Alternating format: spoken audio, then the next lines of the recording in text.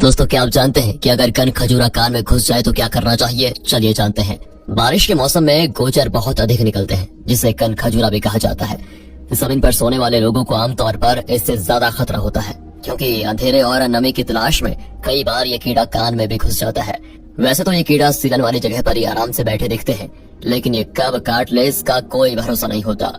गुजर ज्यादातर ड्रेनेज या नाली से ही घर में प्रवेश करते हैं, इसलिए जरूरी है कि बारिश के दिनों में साफ सफाई के साथ कुछ ऐसे उपायों को भी किया जाए जिससे कन खजूरे आपके आसपास भी न भटके। ऐसे में यदि आप भी बाथरूम या घर की दीवारों पर गुजर को बार बार देखकर परेशान या डर जाते हैं, तो इन्हें भगाने के लिए यहाँ बताए गए घरेलू उपाय को जरूर ट्राई कीजिएगा। कन खजूरा काट ले तो करें ये उपाय। अगर कन खजूरा किसी व्यक्ति के कान में घुस गया तो सेंधा नमक को पानी में मिलाकर कान में डालने से वो तुरंत मर जाएगा और आसानी से कान से बाहर भी आ जाएगा। अगर कन खजूरा शरीर के किसी अंग पर चिपक गया है तो उस कन खजूरे के मुंह पर चीनी डालने से वो अपनी पकड़ ढीली कर देगा और तुरंत शरीर से अलग हो जाएगा। कन खजूरे के काटने पर हल्दी में सेंधा नमक व गाय का घी मिलाकर लगाने से उसका जहर खत्म हो जाता है और पीड़ित को तुरंत राहत मिलती है। साथ ही कन खजूरे के काटने पर घाव वाली जगह को तत्काल ठंडे पानी से धोएं और उस जगह की बर्फ से सिकाई करें। ऐसा करने से नसें सुन्न पड़ जाएंगी और खून बहना रुक जाएगा, जिससे जहर आपके शरीर में नहीं फैलेगा। आमतौर पर कन खजूरे सिंक और बाथरूम ड्रेनेज से ही घर में प्रवेश करते हैं। ऐसे में आप इन जगहों पर नमक फैलाकर छोड़ सकते हैं। इसके संपर्क में आते ही इन्हें जलन होने लग जाती है और इसलिए ये दोबारा उस जगह पर नहीं आते हैं। रिफाइंड ऑयल से मारेंगे घर के सारे गुजर।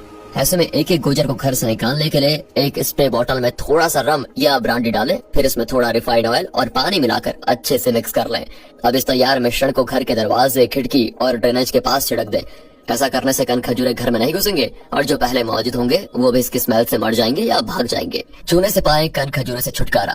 यदि आपके घर पर चूना है तो इसे पानी में मिलाकर पेस्ट तैयार कर लें, फिर एक स्प्रे बोतल में डालकर रोज घर की नाली और गार्डन में छिड़कें। इससे कन खजूरे आपके आसपास भी नहीं भटकेंगे, साथ ही जो पहले से मौजूद होंगे वो भी सारे मर जाएंगे।